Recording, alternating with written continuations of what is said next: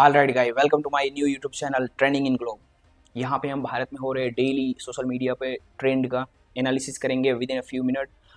ये मेरा इनिशिएटिव है। अगर आपको अच्छा लगे तो प्लीज़ इसको सब्सक्राइब शेयर जरूर करिएगा। हो सके तो आप प्लीज़ अपना कमेंट सेक्शन दीजिए, मैं उस कमेंट सेक्शन को जरूर अच्छे से मॉनिटरिंग करके हमारे अंदर जो भी इंप्रूवमेंट हो सके मैं उस चीज़ को इम्प्रूव करूँगा। अगर हो सके तो I hope you have to be subscribe please. What's trending in India right now. तो यहाँ पे देखिए, आज भारत की सभी अपोजिशन पार्टी, जो सभी में 26 अपोजिशन पार्टी बेंगलुरु में मिलकर के एक मीटिंग किया। उस मीटिंग में उन्होंने अपना मंथन करके एक शब्द को दिया, एक नाम को दिया, जिसमें पहले वो लोग यूपीए के नाम से जाना जाते थे, यूनाइटेड अपोजिशन फ्रंट पार्टी।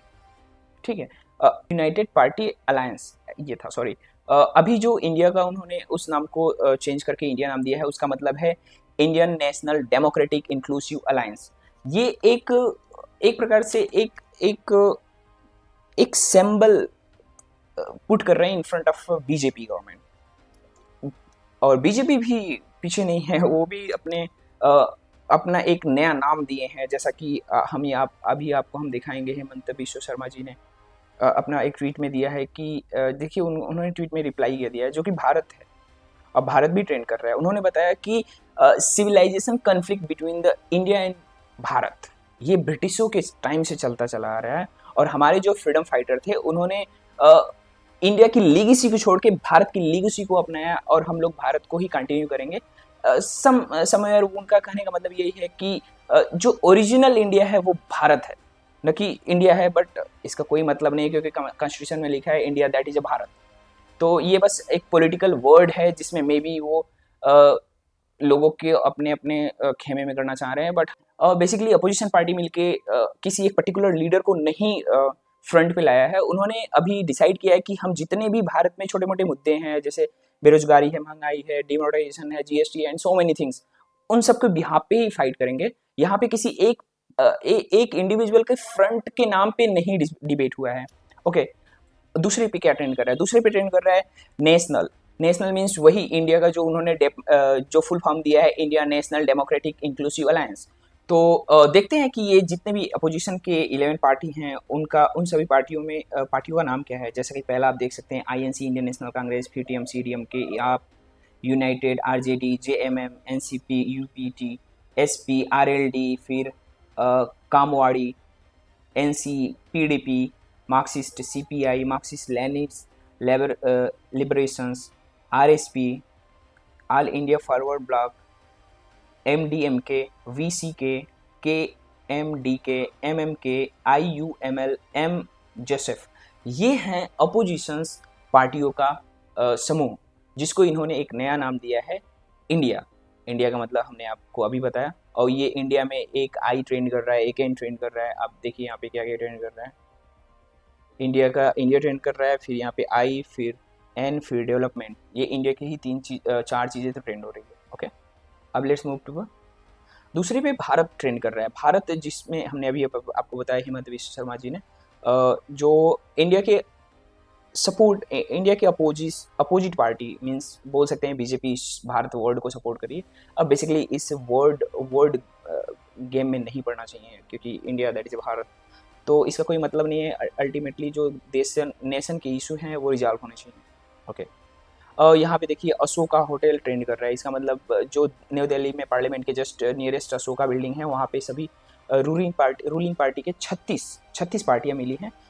मिल करके उन्होंने भी अपना कुछ 2024 लोकसभा के इलेक्शन के लिए क्या प्लानिंग बनेगा, उस पर वो लोगों ने चर्चा किया। यहाँ पे देखिए ANI ने कवर किया है, और ये सभी पार्टियाँ अपना अशोका होटल में जो न्यू दिल्ली में है वहाँ पे मिल रहे हैं। अब देखते हैं, इसमें टोटल 36 पार्टियाँ इन्होंने बताया है।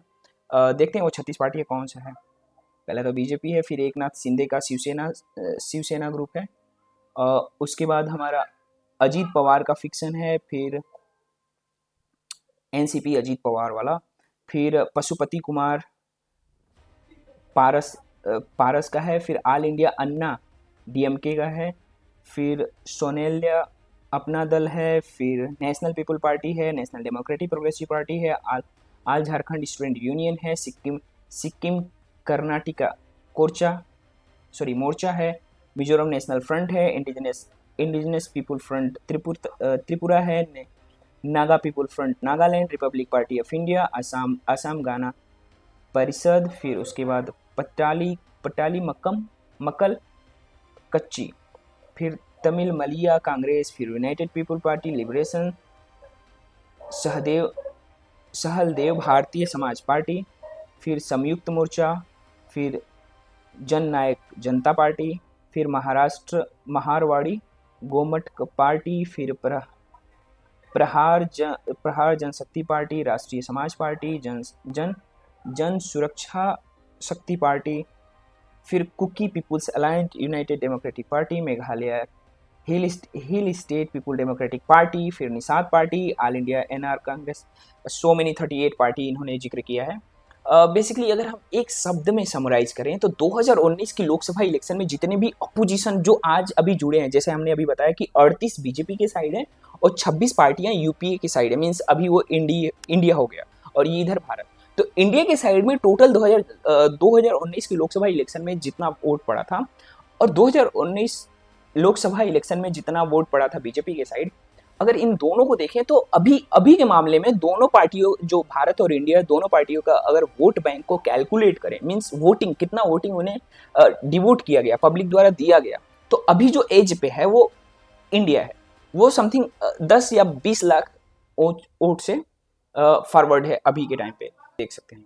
ओके, इंडिया हमने बताया, India that is a national democratic inclusive alliance नाम दिया गया है, आप उस चीज़ को देख सकते हैं। फिर दूसरे पे ट्रेंड कर रहा है हमारा एक वे कमलिया अरिजीत सिंह द्वारा गाया गया एक सॉन्ग है, जिसमें अरिजीत सिंह, फिर हमारे रणबीर कपूर, बॉलीवुड में ट्रेंडिंग एक सॉन्ग है जो आज की डेट पे ट्रेंड कर रहा है। फिर तीसरे पे आपने देखा कि एनडीए की मीटिंग हुआ, एनडीए जो अशोका बिल्डिंग में न्यू दिल्ली में मिलकर के मीटिंग की, उससे रिलेटेड ढेर सारे फोटो हैं जहाँ पे यहाँ पे हमारे प्राइम मिनिस्टर और जितने भी रूलिंग पार्टी अपने साइड 38 पार्टी को एकजुट की, उससे रिलेटेड यहाँ पे ये फोटो आप देख सकते हैं। ओके, अब हम आगे चलते हैं कि आज क्या ट्रेंड कर रहा है। उसके बाद आपको तो पता है गेमिंग पे जीएसटी सरकार ने लगा दिया नियरली 28%, बट कहीं ना कहीं इस जीएसटी को लगाने के पक्ष में सरकार ये बोल रही है हम किसी भी प्रकार के एंटरप्रेन्योर जो भी इनोवेटिव गेमिंग इंडस्ट्री बूम कर रही है उसको रुकावट नहीं डालने के पक्ष में हम काम कर रहे हैं, बशर्ते हम चाह रहे हैं कि जो वहाँ की इंडस्ट्री फ्लरिश कर रही है उससे हमारे जो लोअर मिडिल क्लास हैं, जो पुअर हैं, वो टैक्स के माध्यम से वहाँ से लेकर के हम अपने पैसे को निचले स्तर तक लेकर जाएं। यही है, आप यहाँ पे देख सकते हैं निर्मला सीतारमण जी उस 28% टैक्स के विषय में क्या बोल रहे हैं। Particularly on casinos, race courses and online gaming. Something on which the GST Council had formed a GOM in October of 2020, and since then this has gone round, second round of GOMs. The same GOM went through the whole matter again for the second time. Today I'm happy to say that we've arrived at decisions. Online gaming, horse racing and casinos will be taxed. They will be taxed at 28% each one. Next trending में है वो है हमारा एक Adani group. Adani group इसलिए trend कर रहा है क्योंकि यहाँ पे फाइनेंशियल टाइम ने एक डॉक्यूमेंट्री रिलीज किया है जो अडानी ग्रुप से रिलेटेड है, समथिंग 22-23 मिनट का है। मैंने देखा so many Hindenburg report and so many report के बिहाफ पे वो सभी अडानी की ग्रोथ अब तक कहाँ उनका अप्रोच है, जीरो से लेके अप टू कहाँ पे कैसे उन्होंने ग्रोथ किया, उससे रिलेटेड ढेर सारे पॉलिटिकल गेम भी इसमें हम आपसे रिक्वेस्ट कर रहे हैं कि अपने देश की जो इंडस्ट्री ग्रोथ कर रही है, क्या है रिपोर्ट, कैसे शेयर मार्केट में समथिंग 10 लाख करोड़ की अडानी ग्रुप की वजह से ऐसा कांड हो गया,